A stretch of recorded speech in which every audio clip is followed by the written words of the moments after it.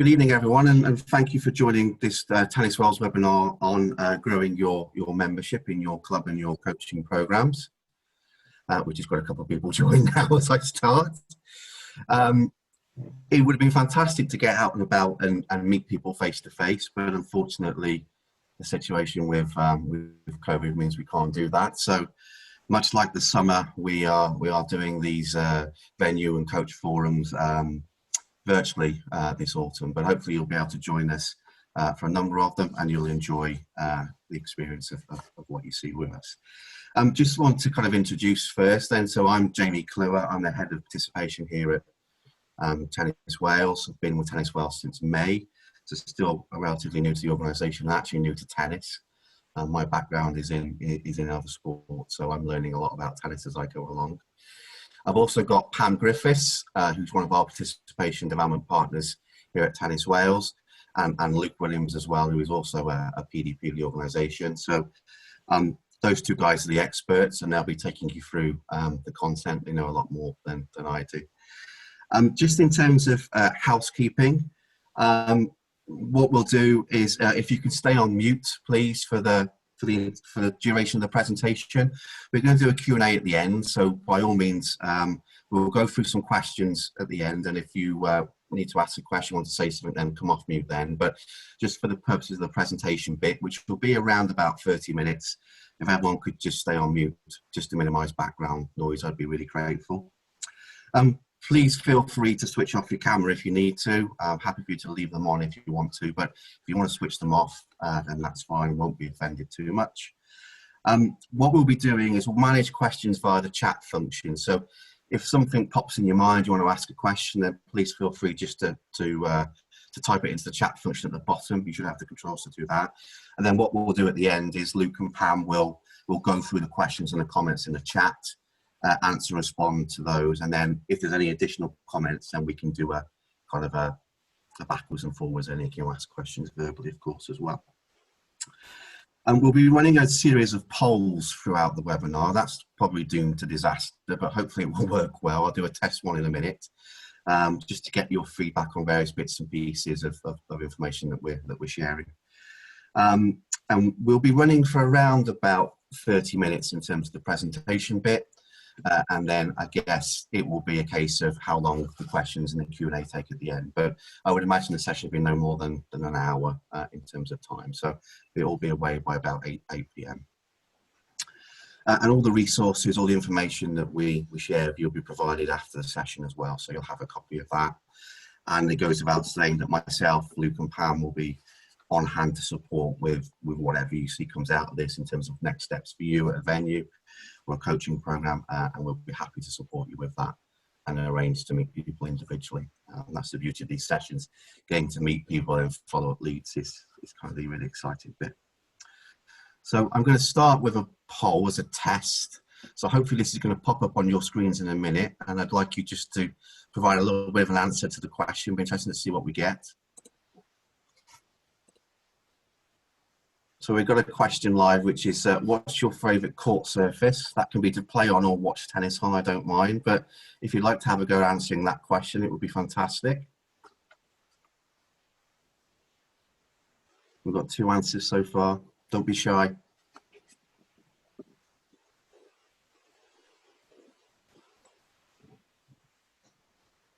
Ooh, okay, so it's nip and tuck. Okay, so it looks like we've got acrylic is coming out as people's favourite surface with 40% of the vote, and then grass court second at 30%, which would be my favourite, and clay at 20% third. So we'll be asking a couple of other questions throughout the session. So that was just to give you a little bit of experience of using the poll function, just so we can get a bit of feedback as we move forward. So I'll end the polling on that one. Okay, so in terms of what we're going to cover, first we're going to look at understanding the needs and kind of the different people and the demographics of people that you'll get in terms of your members and players at your clubs. So just understanding kind of the market of the people that are out there at tennis clubs currently and potential customers moving forward. And we'll kind of talk about why that's important, and important to kind of profile your members and understand their backgrounds, their needs, their wants, their interests, to help you shape the best offer at your club. We'll then look at marketing campaigns and look at how you can create your own using the My Tennis Toolkit on the LTA website. And then finally, we'll talk about the customer journey to help map out potential new members' experience, and how this is key to making a good first impression at your club, and then also making sure that you retain new members further down the line. So it's always about bringing new people in, giving them that first experience, that first offer, and then how you actually keep them in the club as members moving forward. So we're about that customer journey from starting to hopefully sustaining that over the long term. We've used, throughout the presentation, we've used a number of kind of common examples to illustrate some key points. So please don't make any direct comparisons to your club. They are kind of generalizations, and a lot of the information we share will be across the UK as well. So there'll be some examples from England and Scotland, but we have built in a number of Welsh case studies as well, just to make this kind of Welsh specific in some examples where we can. And as I said earlier, for more personalised support, of course, at the end of the webinar and in follow-up, please feel free to contact either myself, Luke, or Pam for further support and how to kind of implement the information that you see and hear. And then at the end, we'll finish with 3 key takeaways and 3 key actions potentially for you to take back to your club and to help you progress and grow your club membership. So hopefully you'll take something away that you think, okay, that's a bit of information I can use in my club, in my venue, to help us grow our membership. If we achieve that for everyone, I'll be really happy. Pam, do you want to move us on, please? Okay, so just in terms of setting the scene to help me do that, and we've drawn out some key stats from our Clubhouse survey and some wider national trends as well in terms of Google search. So our Clubhouse survey, hopefully some of you will have taken part in that at various different times. It's done on a monthly basis. A group of clubs from across the UK is selected. A sample is the word I was looking for. A sample of clubs is selected from across the UK, including Wales, and then they're asked their opinions on 2 things mainly. Their club health and where their club's at, then also their views on the support that they get either from Tennis Wales, the LTA, or Tennis Scotland, based on their circumstance. So what the Clubhouse survey shows us more recently is that there's actually room for improvement in the area of club satisfaction, and there's a mean score of 3 on a scale of 5, with 5 being very healthy and 1 being unhealthy or very unhealthy. So actually, where do clubs see themselves? They're probably somewhere in the middle in terms of their vibrancy, their growth, where they feel they want to be against their aspirations. So there's work to be done. What we also see there, you can see at the bottom in the right-hand corner, is what's happening nationally, is Google Trends. So interest on Google typically peaks in June at the end of the school term, around the end of the school term, and obviously when Wimbledon season kicks off and the grass court season kicks off. So that's in terms of when parents are looking for their children to join up to tennis activities in the summer. There's more prevalence of tennis in the media. June, July tends to be the time of year on average when tennis is something people are looking for as an activity. But interestingly, in 2020, as you well know, this was unable to happen due to the lockdowns. And what we've seen this year is there's been a record interest in searching for tennis clubs in August and September, where restrictions have relaxed. And this is something that clubs should be aware of as you move forward and think about how you tailor your membership packages so they're not so summer focused. Because I think particularly as we recover from COVID, we'll probably go in and out of restrictions, unfortunately, as we know now in Wales in the next couple of weeks. So it's being across kind of what offers can we have at different times of the year to help us sustain and find new members is going to be key. And kind of to back that point up, we've had the most recent data from the LTA in terms of participation rates. And our participation rates in August were the highest they've been for over 4 years. Most encouraging for us here at Tennis Wales. In terms of frequency of play at a monthly and a weekly level, our growth is higher than England and Scotland, significantly higher. So actually we're getting more people playing and more people joining clubs as members because they're playing more frequently. So that's been really, really encouraging in terms of that.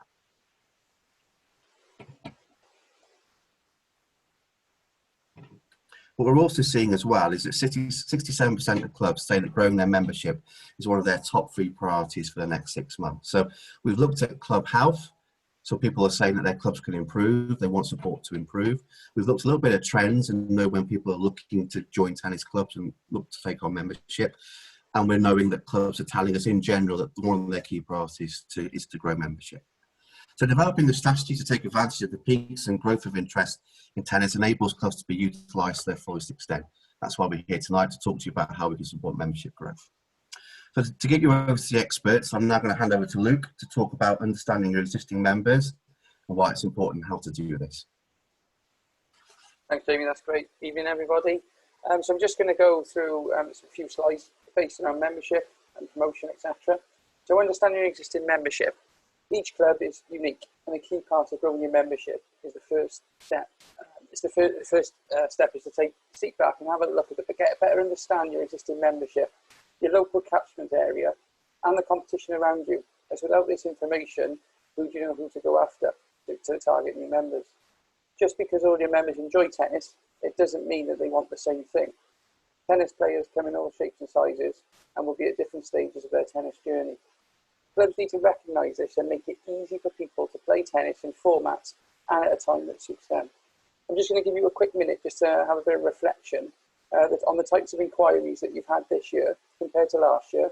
Have a think about, have you been able to cater for them? Were those customers satisfied? And did they stay afterwards? So just give me a quick minute just to give some thoughts around that.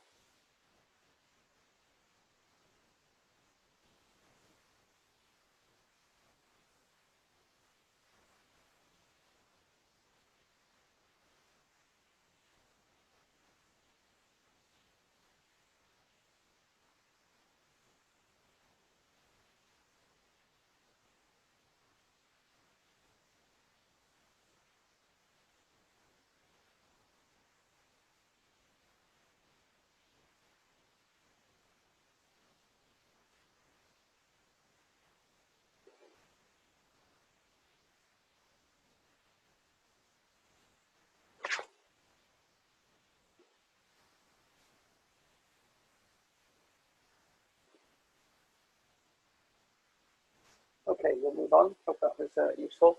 To help clubs profile their members and playing habits, the LTA has worked with a behavioural research company to create profiles of 6 types of people who make up the bulk of the tennis market, as you'll see on your screen. So we've got tennis titans, tennis troopers, seasonal spinners, Wimbledon warriors, social butterflies, senior stalwarts. For clarity, the profiles describe key characteristics and likely habits. They are not actual fixed real people. Within our Growing Your Membership self-service guide, you'll find an overview of each profile, complete with tennis behaviours, marketing preferences, and their lifestyle choices.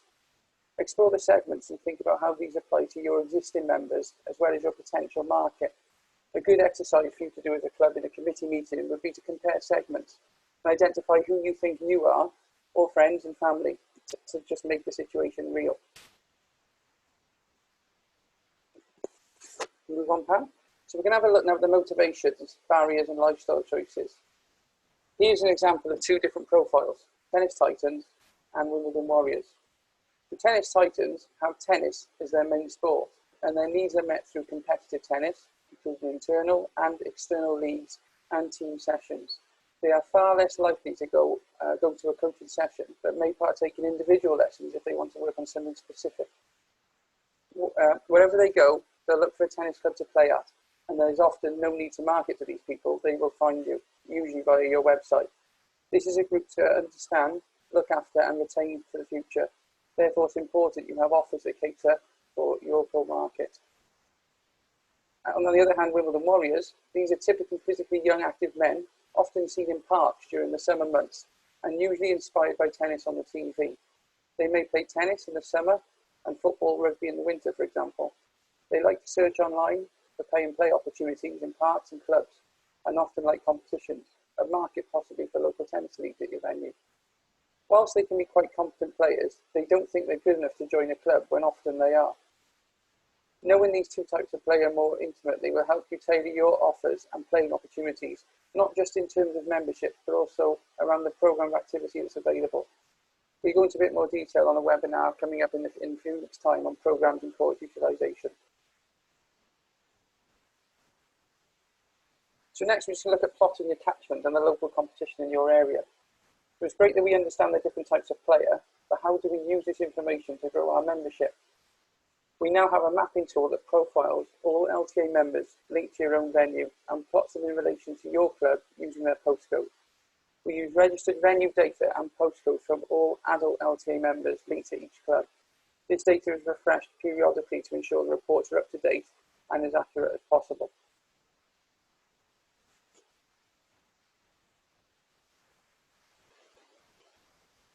We've looked at clubs, created catchment maps, segmented members and profiled the general population to find potential lookalikes to target. To help bring this data to life, we provided some information from an actual club report. On the left, we have a breakdown of the local population, showing their likely tennis profile, and on the right, we have these lookalikes and the postcode sector where you are likely to find these people. We don't think this information will provide all the answers, but it should help to make a more informed decision on who you should be targeting, what to offer them, and how to find them. Each club can access their own club-specific reports, so please contact either myself or Pam for more information on this. There's always room for improvement. A lot of clubs look at their current membership and feel their membership reflects the potential in their catchment area. For example, 80% senior stalwart members and 80% in catchment area. They assume that they've penetrated the market rather than targeting more of their sweet spot group. This is particularly true for rural clubs.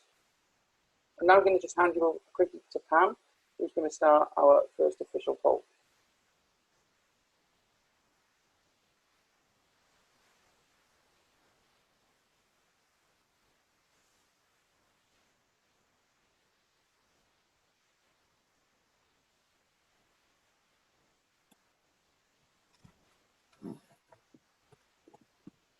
That poll's live, Pam, if you want to talk us through it.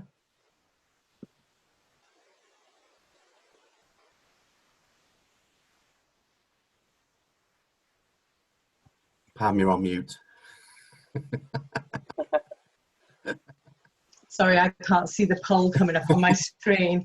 So just a few questions there about, have you requested a mapping report? So it's just a simple yes or no. If you have you actually used some of the information to sort of bring to sort of life some of the potential people to market in your area? And if no, are you likely to sort of request one in the future? So bearing in mind some of the detail it will actually give you to sort of help you sort of target right areas in your venue. Okay, so we've got 9 responses. Going to give it just a couple more minutes, well, a couple more seconds, sorry, not minutes. 10 of 12. Okay, I'll share the results, what we've got here now. So we've got 30%, 3 of 10 have said that they've requested a mapping report. And then those that have had it and requested it have said that in most cases that it's been useful. And if you answer no, would you like to request it? Most people said yes. So Luke, Pam, I think we've got a job to do to make sure that all our friends here on the webinar get access to their mapping reports. We just need to follow that up afterwards. Definitely. Yeah, we have the reports available, so please ask for them. Okay, so we're just going to go on to more around the marketing support that's available for you, so particularly My Tennis Toolkit. So armed with the knowledge on the membership, clubs can now be more targeted with their marketing efforts. To assist clubs with this, we developed some off-the-shelf campaigns tailored to meet the needs of the different tennis profiles, which are available through My Tennis Toolkit. The My Tennis Toolkit provides a range of high-quality, customizable marketing resources to support you in promoting tennis within your local community. This free club management tool gives you the ability to create various promotional templates online, encompassing both digital and printed media resources, which you can then use to advertise your club and any particular offers that you may be running.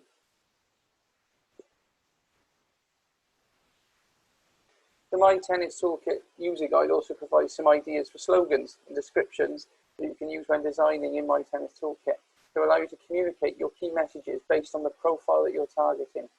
It's important to remember that some of the slogans might not be your usual style, but remember that the marketing isn't aimed at you. You're likely to be in a different segment. It is aimed to capture the attention of the different targeted groups.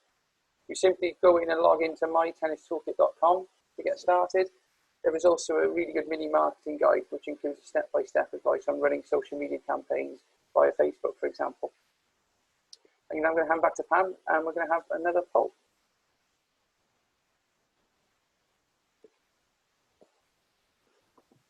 Okay, so our next poll, just a few questions around, do you already run targeted marketing campaigns? Did you know about My Tennis Toolkit? Would you consider, if you're not already using My Tennis Toolkit, for future campaigns?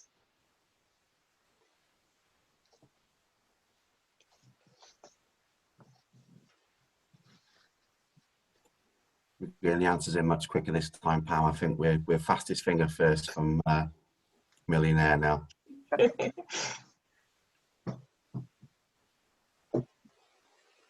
Okay, we've got 9 responses. Everyone done? Okay, so I'll share the results.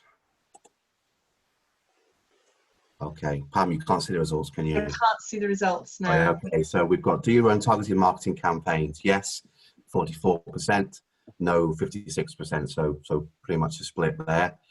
Did you know about My Tennis Toolkit? 56% said yes, 44% said no.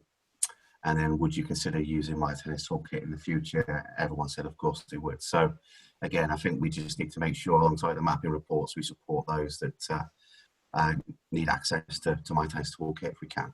Yeah, will do. Right, close it down. Okay, so the next bit is sort of creating that great customer journey. So we've just got some sort of tools to help you sort of plan this journey for some of the segments and the different audiences that Luke's gone through.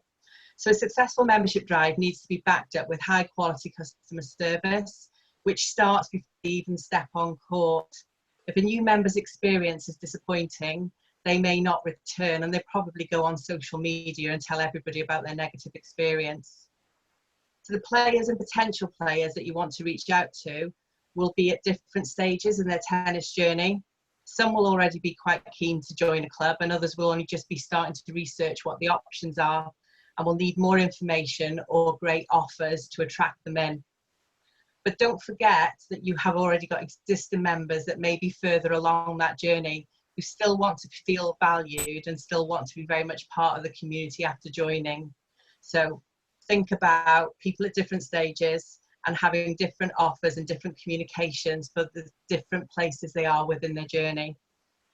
If you offer pay and play bookings as well, you've also got a group of contacts on your database, whether it be through ClubSpark or any other tool that you use. Think about them. If they're just sort of paying ad hoc, what's their customer journey? Do you actually communicate with them to give them some follow-on offers to help them become more regular, maybe members in the future? So consider the new member experience at your club. There are many touch points from their initial search for information through to their first interaction at the club, and then follow up the communication. And the communication should probably be quite targeted to where they're at and what stage they're at on their journey. Getting the customer journey right will help you meet and exceed the customer expectations and membership growth in the long term. So we'll just have a little bit of a think now about sort of somebody coming to your club. So you've got a new member inquiry at your own club. How easy is it to get involved?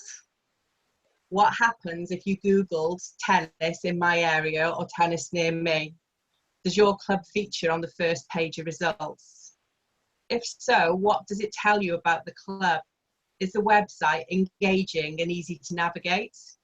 Can somebody book a call or a session, or even make contact with somebody to ask a question within the first 2 or 3 clicks?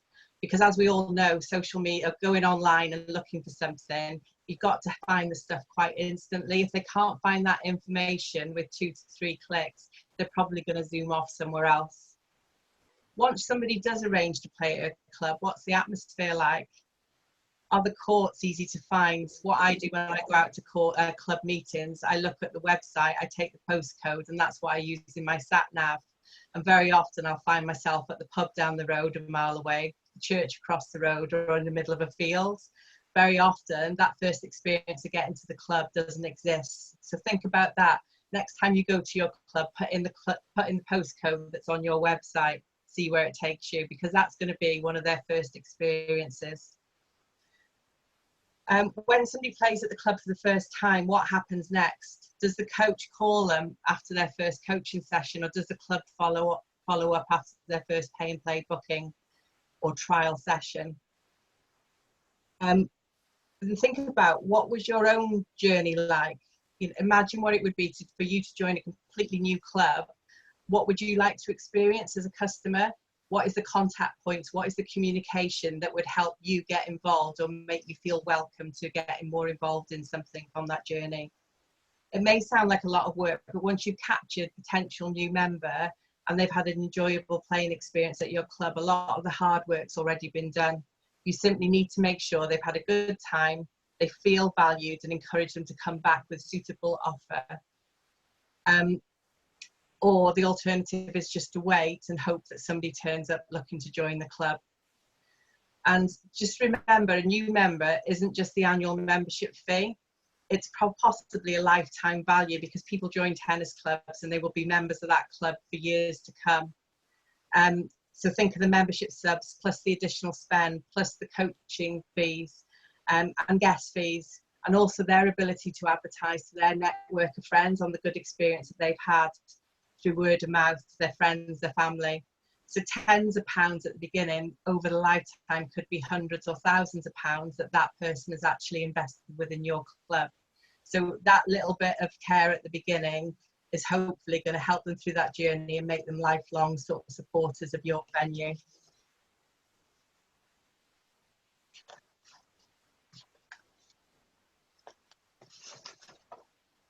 Okay, I've got another poll.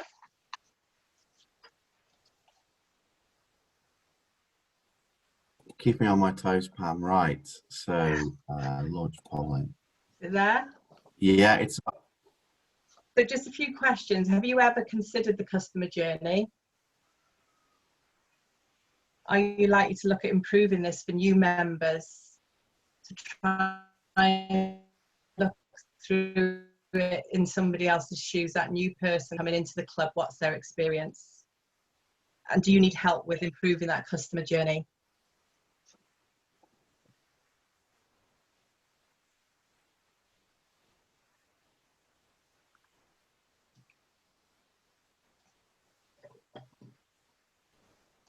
Give it a couple more seconds.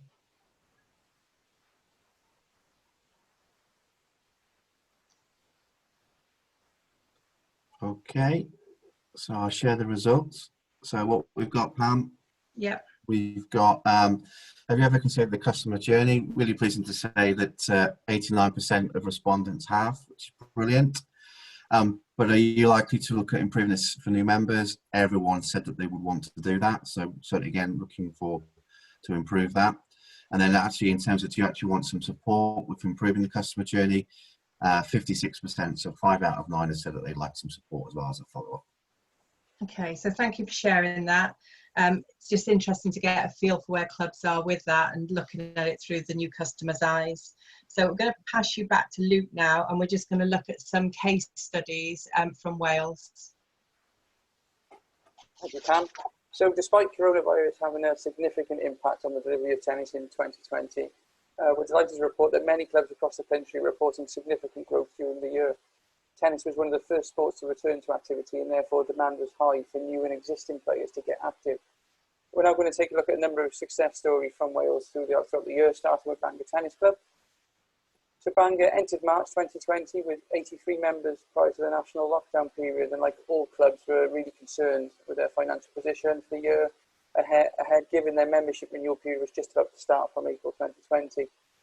Whilst in lockdown, the club spent the time available to develop a new website using the Club Start software that's available to all registered venues to manage the administration from membership, sport bookings, communications, as well as improving the look and feel of the club with some excellent imagery. They decided to offer reduced membership packages, 40% off every membership package that they would normally have on an annual basis for the return of tennis, and decided to target adults and families. Using a club volunteer with marketing expertise, the club promoted their offer all over various social media platforms for free, posting and sharing content in community groups across the area to engage and raise awareness of the excellent offers available. And the results were outstanding. As of October 2020, the club has almost doubled its membership prior to COVID-19, with over 150 members now part of the club. In addition, the club has now installed the LTA Gate Access system linked to LTA Rally to offer even more opportunities to the local community by providing pay-and-play tennis. engaging with new users and generating additional income. The second case study we're going to look at is CATCHMENT Tennis Club, another fantastic example of progress this year despite COVID-19. Again, using the latest technology available, a low-cost targeted family offer, as well as introducing pay and play tennis. Similar to Bangor, the club decided to use the lockdown period to develop their Club Start website to offer memberships, court bookings and coaching programs all online, making tennis easy and accessible for the customer. They promoted their family offer, which was £40 from June to September for unlimited tennis and pay and play tennis across all social media platforms, and local press and through existing and lapsed members. Once again, the results were excellent. Membership grew from 141 to 213, which was an increase of 51%. They actually, of that total, 114 of those members were actually new members to the club with 99 renewals. Pay and play tennis generated over £300 in the first 5 weeks of operation through Club Spark and Rally. Coaching course occupancy has greatly increased. Members and casual players are extremely positive about the ability to put courts online, and the club has done a number of surveys, customer satisfaction surveys, all around the facilities being offered, the safeguarding and standards given, the return to tennis with COVID-19 implications, and they've had outstanding feedback. Both of these case studies highlight the importance of the customer journey and the importance of having everything accessible online, from memberships, court bookings and coaching courses, as well as showcasing how pay and play tennis can help your venue attract more customers and revenue. I'll hand you back over to Pam. Okay, thanks, Luke. So just in summary, we've covered 3 main topics, including understanding your members, what different people want from tennis, and creating a targeted marketing campaign, and mapping out a great customer journey. To put some actions to take back to the club, we've captured 3 sort of key takeaways. So from today, I know that through the polls, request a mapping report for your own club if you haven't already got one, from myself or Luke, or your local participation development partner, and arrange a follow-up call so that we can go through and analyse the results and look at what is actually in your club and what the potential target audiences are in the local area. Second, review any marketing plans and see if they're aligned to your sort of club, your catchment. So if you are sort of promoting sort of things that are aligned very much to that Wimbledon Warriors sort of target market, but they don't exist in your area, you probably need to rethink who you're going to target and what you're going to target to generate more membership at your venue. And run through the customer journey for your own club and see if it can be improved. So things such as reducing the number of clicks to get to that main information, making sure that the postcode takes you to the right place. Is it easy to find out how somebody who's new to tennis can get involved on the first couple of pages of your website? Or is it very much about people who can already play? Is it about the leagues? Is it about the teams? Is it about, you're already there, but I don't know how to get involved. I've never been involved before. Is that an easy journey? So remember to share these ideas. We will share today's video and we will share the slides from today, but take back to the committee and think about who the right person within the club may be to pick up this area of work and who would add most value. As we said today, very much an overview of these 3 important areas, but do speak to myself and Luke, or if you are on the call from England or Scotland, contact your local participation development partner. Their details can be found on the LTA website. And then we can sort of look and work with you as a club to sort of, tailor the support needed. Okay, so we're on to poll 4.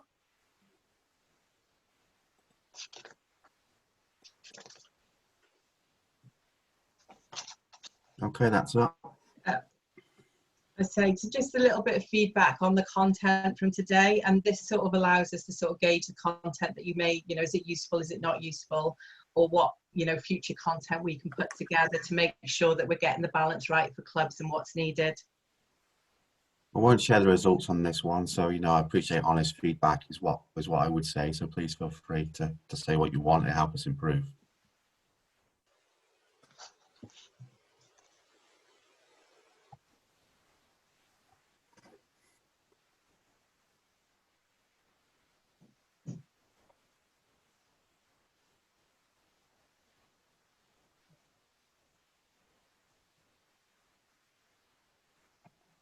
Okay, just give it a few more seconds.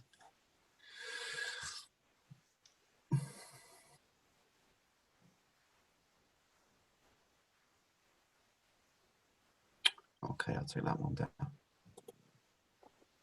Okay, thank you. So just a reminder,